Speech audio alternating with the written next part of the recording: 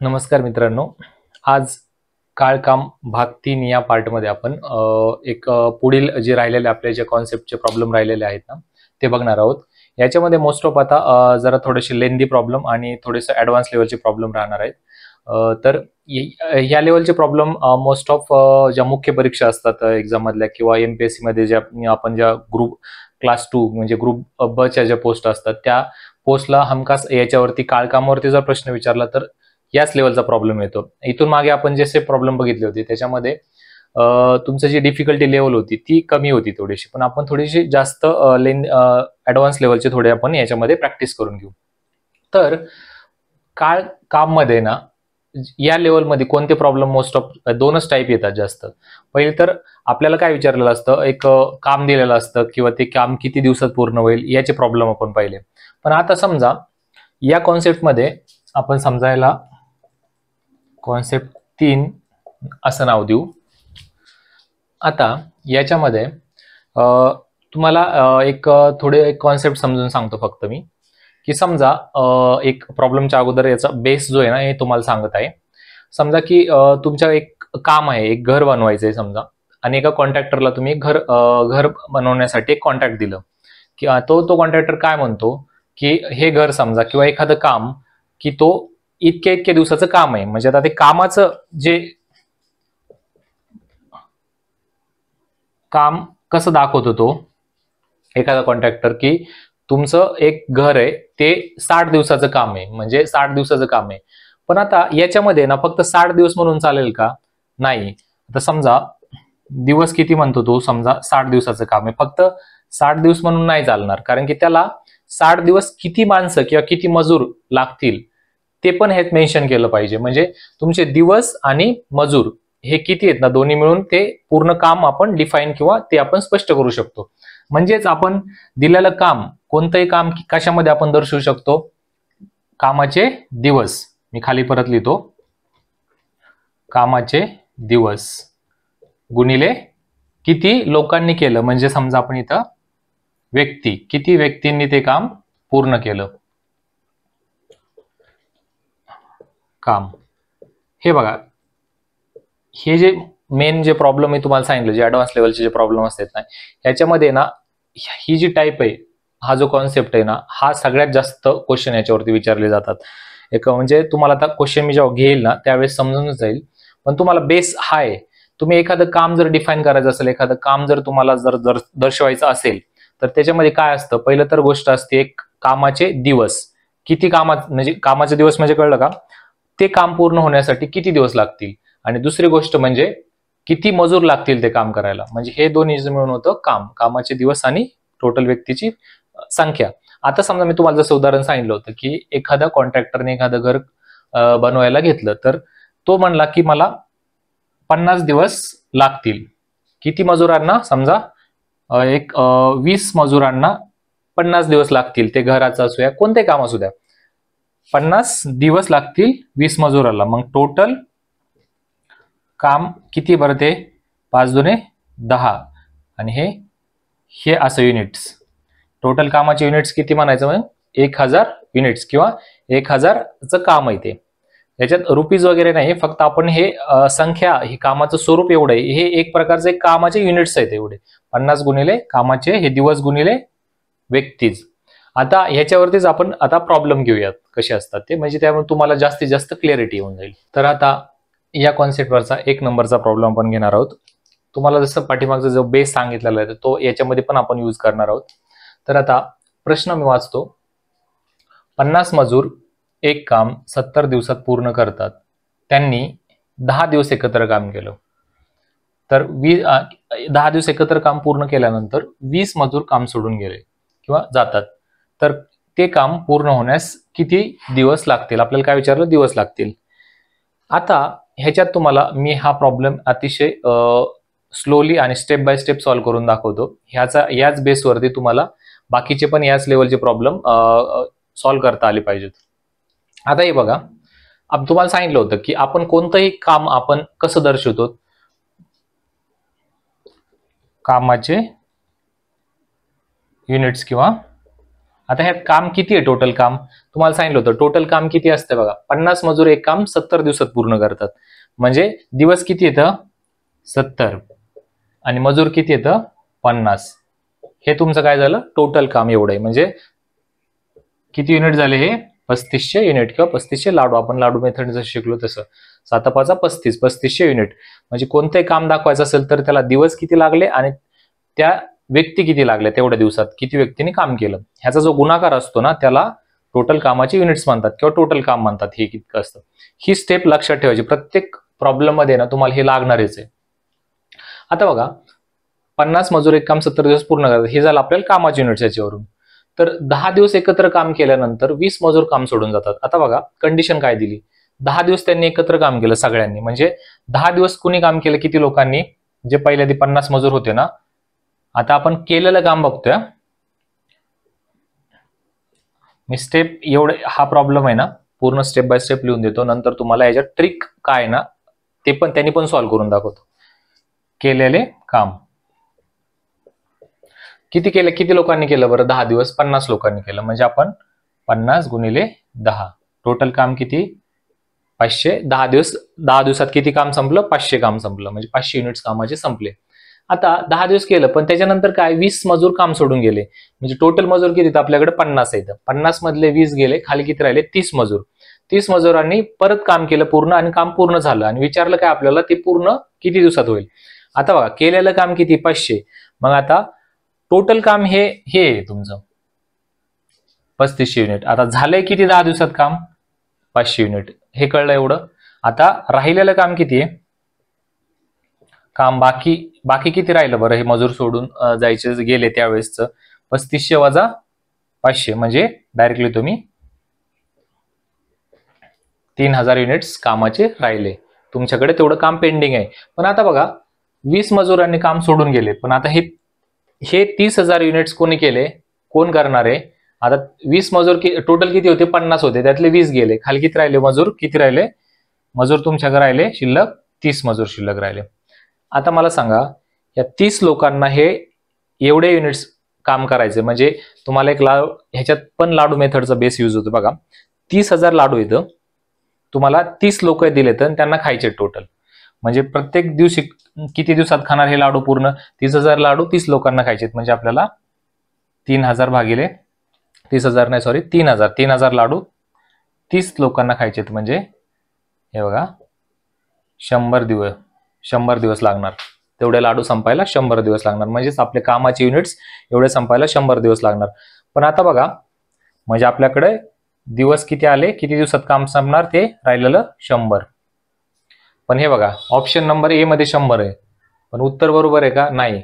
कारण की आपल्याला काम पूर्ण होण्यास किती दिवस लागतील. आपण ह्यांनी 30 दिवसात 3000 युनिट्स केलेत यांनी हे 30 दिवसात, पण अगोदर 10 दिवस काम केलेलं ते पण आपल्याला पाहिजे. म्हणजे दिवस किती हे 100 दिवस प्लस 10 म्हणजे 110 दिवस. ऑप्शन क्रमांक बी ही झाली आपली म्हणजे पारंपरिक मेथड किंवा आपण काय म्हणतो आपण डायरेक्ट लिहून असं पण करू शकता. पहिले परत एकदा सांगतो ही मेथड. तुम्ही काय केलं पहिले कामाचे युनिट्स बरोबर केले. कामाचे युनिट्स कसे काढले, टोटल मजूर काम किती दिवस करतात त्याचा फक्त गुणाकार केला 70 गुणिले 50 3500. ठीक आहे. आता 10 दिवस काम केलं त्यांनी म्हणजे 10 दिवसाचं ते वजा करावं लागेल. 10 दिवस किती लोकांनी काम केलं 50 लोकांनी 10 दिवस केलं म्हणजे 500 संपवलं त्यांनी. मग आता 3500 टोटल आहे. 3500 वजा केलं 500 खाली किती राहिले 3000. मग राहिलेलं काम 3000 पण लोक 20 सोडून गेले म्हणजे लोक 50 होते 20 सोडून गेले खाली किती राहिले 30 लोक राहिले. 30 लोकांना 3000 संपवायचे युनिट्स म्हणजे दिवस किती लागतील ह्याला 3000 भागिले 30 100. मग आता 100 दिवस हे राहिलेलं काम आणि पहिलं 10 दिवस केलेलं हे मी फक्त बेरीज केली 110 दिवस उत्तर आलं याचं. आता हा 2 नंबरचा प्रॉब्लेम आहे. हा 2 नंबरचा जो हा सेम टाईप सेमच आहे फक्त याच्यात थोडंसं एक चेंजेस केलेले आहेत. आणि हा जो प्रश्न आहे ना भरपूर एक्झामला आलेला आहे. हा सेम प्रश्न फक्त ह्याच्यातल्या किमती चेंज केलेल्या आहेत. मी SSC ला आलाय, अजून पोलीस भरतीला पण आलेला आहे, MPSC ला पण आलेला आहे. म्हणजे जवळपास 2-3 बुक मध्ये ना मला हा प्रश्न खूप रिपिटेशन ह्याचे मिळाले म्हणून हा प्रश्न घेतोय मी. तर आता बघा हा जो प्रश्न आहे मी तुम्हाला आपण जे आता मागे जसं सॉल्व्ह केलं ना सेम टाईपने सॉल्व्ह करून दाखवतो. हे बघा आपण काय केलं आता मी प्रश्न पहिले वाचून दाखवतो तुम्हाला, म्हणजे थोडंसं अंडरस्टँडिंग समजून येईल चांगलं आपल्याला. एका सैन्याच्या कॅम्पमध्ये 150 जवानांना 45 दिवस पुरेल एवढाच अन्नसाठा आहे. आता पण 15 दिवसानंतर नवीन किती जवान ऍड होतात? 100 जवान कॅम्पमध्ये दाखल होतात. तर त्यांना आता टोटल अन्नसाठा किती दिवस पुरेल? ठीक आहे, आता काय करायचं आपण ह्याच्यात पहिली गोष्ट काय करायचं, रिमेनिंग वर्क काढायचं, म्हणजेच राहिलेलं वर्क. आता राहिलेलं वर्क म्हणण्यापेक्षा आपण ह्याच्यात राहिलेला अन्नसाठा काढू. हे झाल्यानंतर आता राहिलेलं वर्क, शिल्लक राहिलेलं काम, किंवा ह्याच्यात अन्न आहे काम आहे, सेमच मी जनरल काम लिहितो. शिल्लक राहिलेलं काम किती याच्यामध्ये, किंवा तुम्हाला ह्याच्यात जास्त असं कळेल की शिल्लक राहिलेलं अन्नसाठा.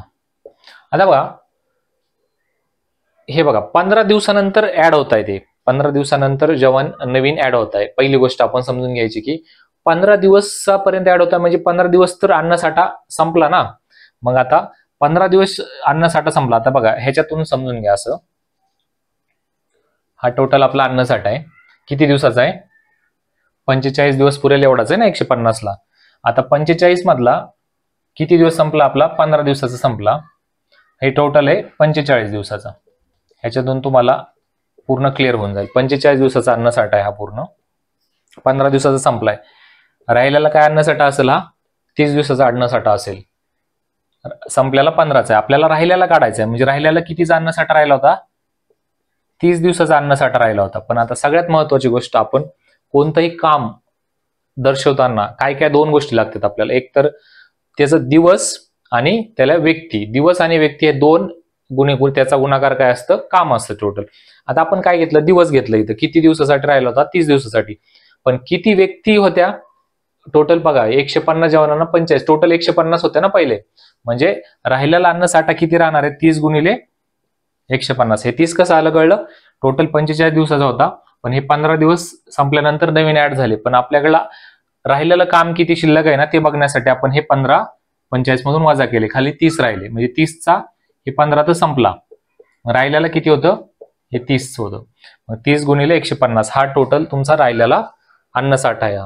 30 गुणिले 150. आता याचा गुणाकार करत नाही मी, तसंच राहू द्या. हा अन्नसाठा आहे तुमचा राहिलेला. पण आता हा अन्नसाठा किती जवान खाणार आहेत? हा अन्नसाठा बघा, आता पहिले 150 होते आणि ह्या 15 दिवसानंतर किती तयार नवीन आले कॅम्पमध्ये? 100 जवान. म्हणजे टोटल जवान किती झाले आता? 150 अधिक 100 किती झाले? 250 टोटल जवान झाले. आता 250 जवानाला एवढा अन्नसाठा आहे, तर दिवस काढायचे आपल्याला. कसे काढायचे? हे कामाची पूर्ण जो हे जे युनिट आहेत ना त्याला भागिले 250 करायचं, म्हणजे तेवढे दिवस येणार. हे बघा 30 दिवस गुणिले 150 जवान, मी जला जवान लिहितो, भागिले 250 जवान. हे बघा ह्याच्यातून बी एक तुम्हाला कसं कळतं माहिती का? हे खाली जवान जवान आहे ना, म्हणजे यांनी जर कोणत्याही कामाच्या युनिट्सला तुम्ही जवानाली किंवा व्यक्तींनी किंवा समजा कोणी पण असेल मजुरांनी जर भाग दिला तर राहिलेलं काय असतं? दिवस असते. आणि ह्या कामाच्या युनिट्सला तुम्ही दिवसाने जर भाग दिलं तर व्यक्तीची संख्या येते. असं असतं दोन्हीमध्ये.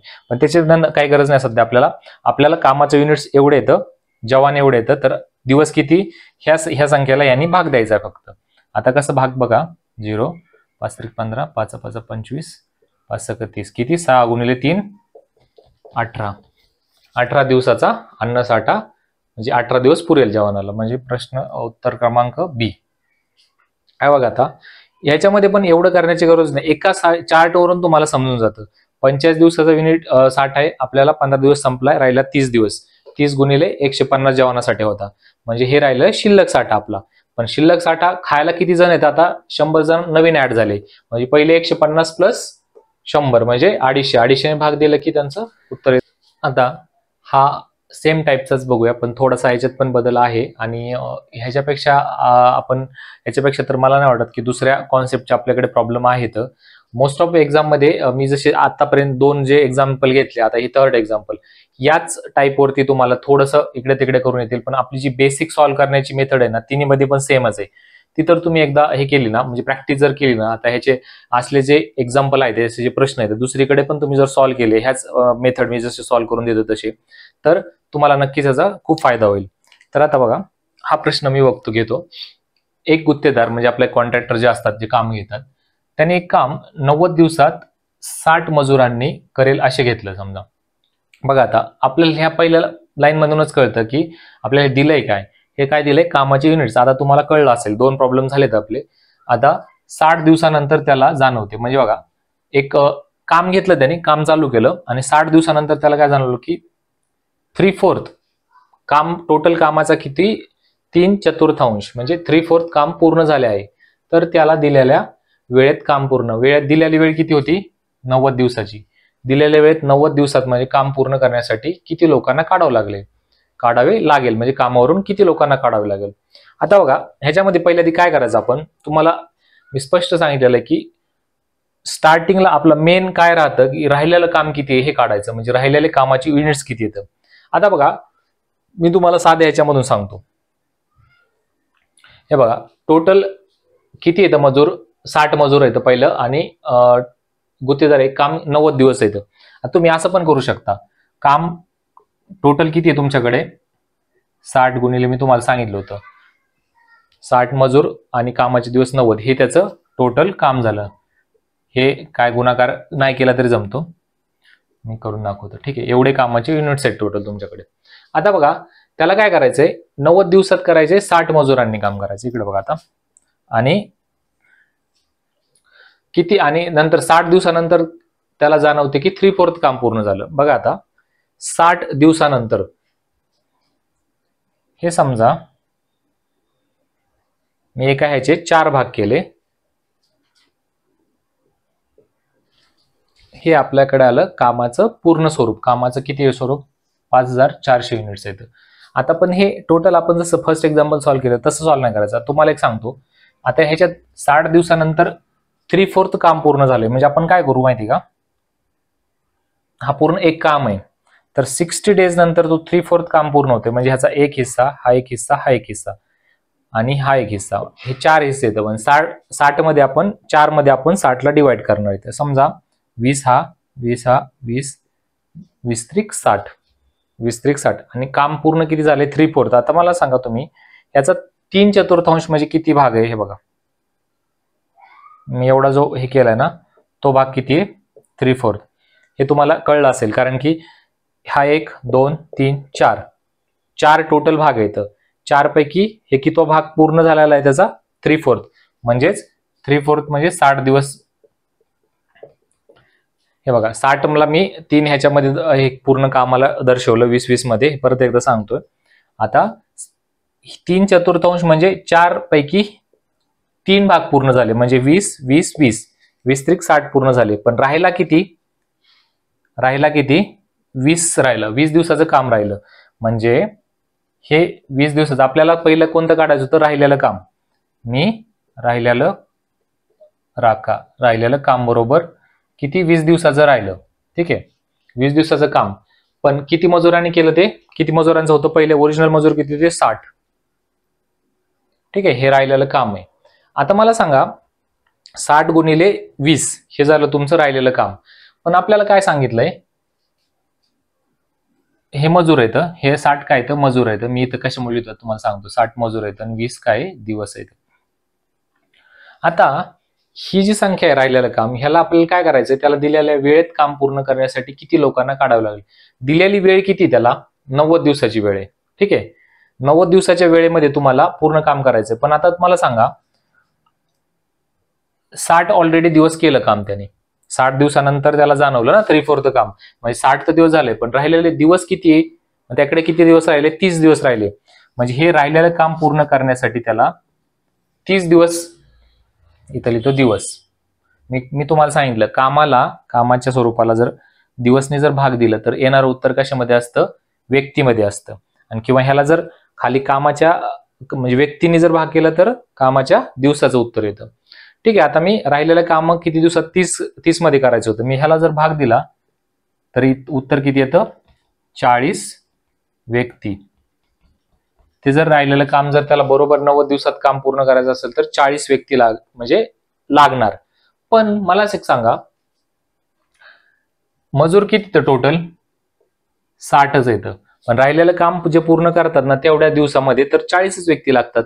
तर आपल्याकडे 60 येतं पण आपल्याला 40च लागतात. मग कितीला काढावं लागेल, किती लोकांना काढावं लागेल कामावरून? 60 वजा 40, 20 व्यक्तींना कामावरून काढावं लागेल.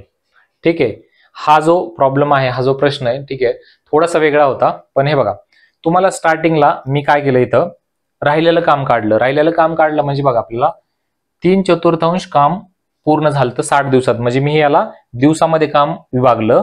3/4 म्हणजे 1 2 3, 3/4 म्हणजे 20 त्रिक 60, 60 म्हणजे 3/4. आणि मग आता टोटल राहिलेलं काम किती आहे?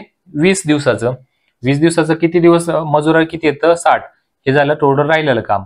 आता मी फक्त काय केलं, 90 दिवसात आपल्याला विचारलं काय, तेच आहे ना, वेळेत काम पूर्ण करण्यासाठी 90 दिवसाचा वेळ दिलता त्यांनी. पण आपलं 60 दिवस तर ऑलरेडी झाले. तर म्हणजे राहिलेले किती दिवस होते आपल्याकडे? 30 दिवस. मी 30 दिवसाने ह्याला जर भागितलं तर 40 व्यक्ती ते टोटल काम पूर्ण करू शकत होते. पण आपल्याकडे 60 मजूर होते. पण आपल्याला विचारलं तेच आहे की किती लोकांना काढावं लागेल. म्हणजे 60 वजा 40, उत्तर आलं 20. आता आपण हा प्रॉब्लेम बघण्याच्या अगोदर ही एक नवीन कॉन्सेप्ट आहे. हे पण भरपूर ज्या क्लास 3च्या किंवा क्लास 4च्या एक्झाम असतात ना, भरपूर हा क्वेश्चन विचारतात. अतिशय सोपा असा प्रश्न विचारला जातो या कॉन्सेप्टवरती. तर तुम्हाला मी पहिले कॉन्सेप्ट समजून सांगतो. काय होतं प्रश्नामध्ये आपल्याला कधी कधी काय विचारतात, जसं की याच्यामध्ये काही माणसे, एक काम किंवा एखादा खड्डा, एखादी भिंत, एवढे हे भिंत 6 दिवसात बांधतात समजा, किंवा खड्डा खोदतात. तर तीच भिंत आता म्हणजे काय म्हणतो, ह्याच्यात माणसं बदलतात किंवा काम बदलतं किंवा कामाचे दिवस बदलतात. तर तेच काम दुसरे किती दिवसात करतील हे विचारतात. आता हा प्रश्न बघा, 20 माणसे 50 मीटरची भिंत 6 दिवसात बांधतात. ठीक आहे, तर तीच भिंत 30 माणसे 30 दिवसात किती मीटर बांधतील? ह्याच्यात तुम्हाला सांगितलं, एक तर तुम्हाला ह्याच्यापैकी कोणते 3 गोष्टी दिलेल्या असतात आणि दुसरी गोष्ट विचारतात. तर असे प्रॉब्लेम आले, ह्याच्यापैकी कसलाही प्रॉब्लेम आला ना, त्याच्यात एकच सूत्र लक्षात ठेवायचं. सूत्र म्हणण्यापेक्षा एक ते सूत्र जे डेव्हलप झालंय ते बेसिक ह्याच्यावरूनच डेव्हलप झालंय. हे तुम्ही आपण दुसऱ्या मेथडने पण करू शकता, पण ह्याला खूप टाइम लागतो तसं जर मेथडनी करायला गेला तर. त्यासाठी लक्षात काय ठेवायचं, हे बघा, हे काय, हे माणसे. ठीक आहे, मी तुम्हाला मराठीमधूनच लिहितो. पहिली जी कंडिशन आहे त्यातली एक कंडिशन नाव देतो, माणसे गुणिले दिवस.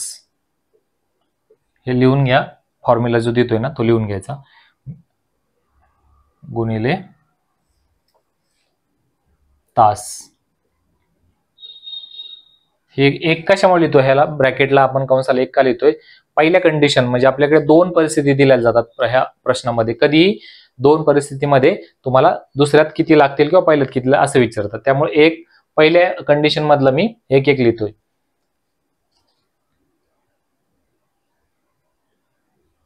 भागिले माणसे 2 कंडिशन मधली, दिवस 2 आणि हे तास दुसरा. बरोबर. आता बघा, काम 1 कंडिशन मधलं आणि हे काम 2 कंडिशन मधलं. हा जो तुमचा सूत्र आहे ह्याच्यावरती तुम्ही कोणताही प्रॉब्लेम ह्या लेवलचा सॉल्व्ह करू शकता. आता बघा सॉल्व्ह कसा करायचा, मी ह्याच्यावरतीच लिहितो.